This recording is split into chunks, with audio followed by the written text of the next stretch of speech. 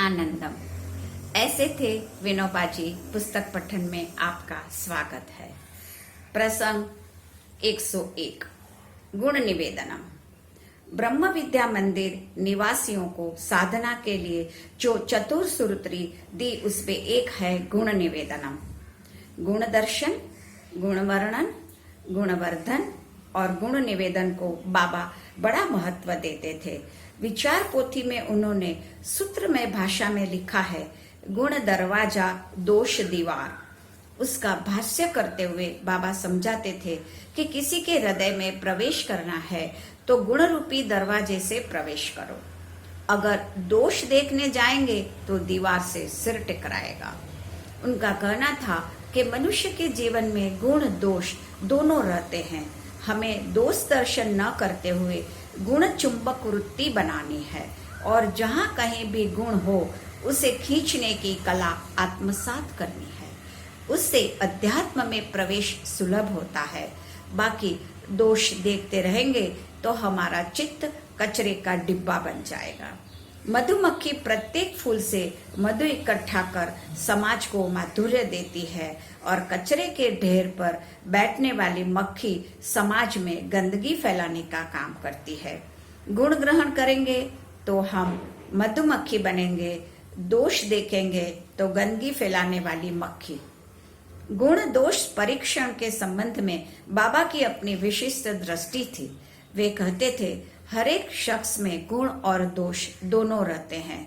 गुण आत्मा के होते हैं, दोष शरीर के कारण होते हैं। इसलिए किसी के भी और अपने भी दोषों का जिक्र नहीं करना चाहिए, गुणों का ही जिक्र करते रहना चाहिए। इसको मैंने प्रभु गुण गान नाम दिया। ब्रह्म विद्या का यह एक अत्यावश्यक अंग है। इसका अभ्यास करो तो नया प्रकाश मिल सकता है। प्रसंग 102 अध्यात्म यानी 1976 में विनोबा जी का 1 साल का मौन समाप्त हुआ। तब उन्होंने जाहिर किया, अब बाबा 2 ही विषयों पर बोलेगा, 1 अध्यात्म और 2 आरोग्य। और फिर कहने लगे, कोई आकर पूछेगा कि ईश्वर का स्वरूप कैसा है या सत्य किसे कहते हैं तो उसे मैं आध्यात्मिक प्रश्न नहीं मानता। वह तो बुद्धि में से निकले हुए प्रश्न है। आजकल के पढ़े लिखे लोगों का प्रश्न शूट करने की आदत रहती है। अध्यात्म यानी ब्रह्म, जीव, माया इत्यादि पारिभाषिक तत्व ज्ञान नहीं। हृदय ग्रंथेर विच्छेदकरम अध्यात्मम। हृदय ग्रंथियों का जो छेदन करता है वह अध्यात्म। एक बार किसी ने पूछा, अध्यात्म के बारे में हमें मार्गदर्शन दीजिए। बाबा ने कहा, आध्यात्मिक जीवन यानी प्रवृत्ति कम करना नहीं बल्कि वृत्ति कम करना। काम, क्रोध, लोभ ऐसी वृत्तियां उठती रहती हैं, उनको कम करना। अध्यात्म में प्रवृत्ति बाधक नहीं होती, वृत्ति बाधक होती है। पहले असत वृत्ति निकालना, सत रखना, बाद में सत भी निकालना। अभ्यास होने पर सत वृत्तियों का अपने आप अस्त हो जाता है। तो कभी अध्यात्म यानी क्या के उत्तर में कहते थे, आत्मा आनंद रूपेण सर्वत्र है। हर प्राणी को आनंद की अनुभूति होती है। मच्छर डंक मारता है तो उसे आनंद प्राप्त होता है। आप लोगों को बाबा की वाणी सुनकर आनंद प्राप्त होता है। आनंद सभी को हासिल है, किंतु कोशिश होनी चाहिए आनंद शुद्धि की, न कि आनंद प्राप्ति की।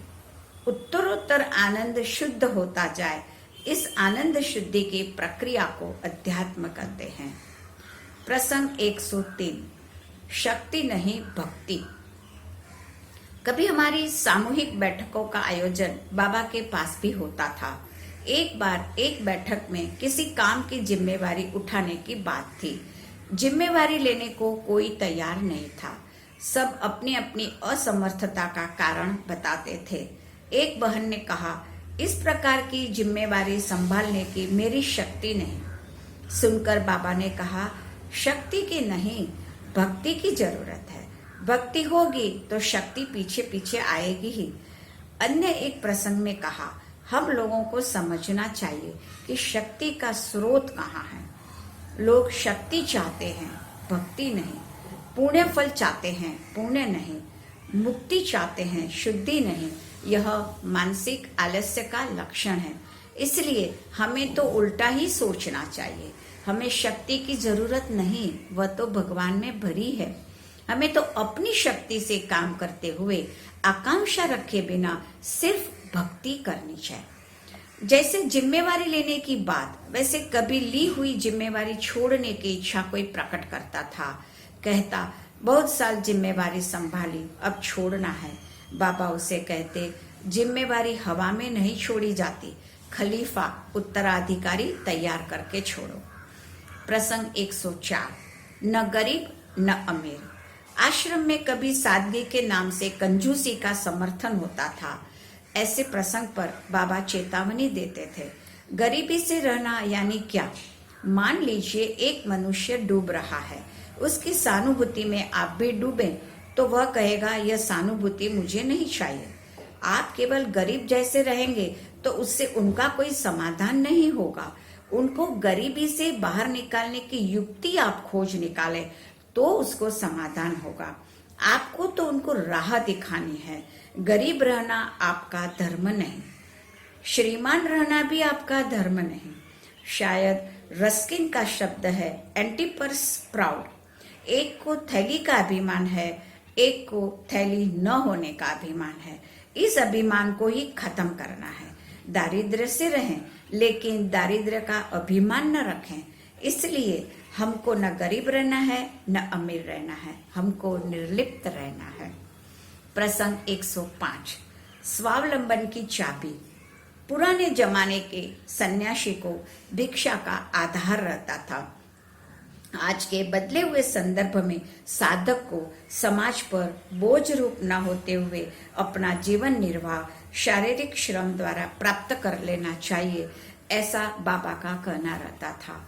स्वावलंबी जीवन को सुलभ करने के लिए वे सुझाते थे, कपड़ा ना खरीदें, तरकारी ना खरीदें, औषध ना खरीदें, घर काम में नौकर ना हो, शिक्षा पर खर्चा ना हो, बर्बादी ना हो।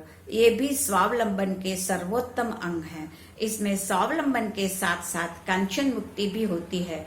दोनों ब्रह्म विद्या के पोषक हैं। धन्यवाद।